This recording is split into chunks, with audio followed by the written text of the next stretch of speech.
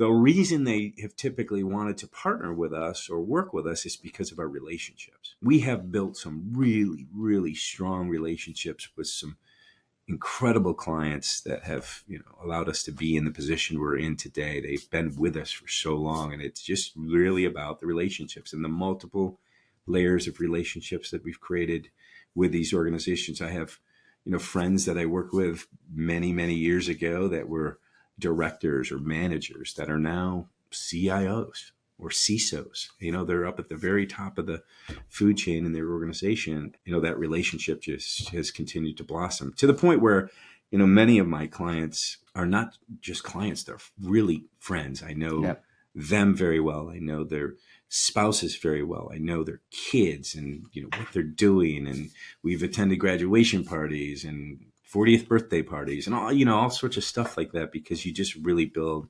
true, long-lasting relationships, friendships, and people like to do business with people they like. We've still got to work for it, and we've got to be the right partner, the right integrator, the right solution. But you got to have good relationships to at least have the conversation.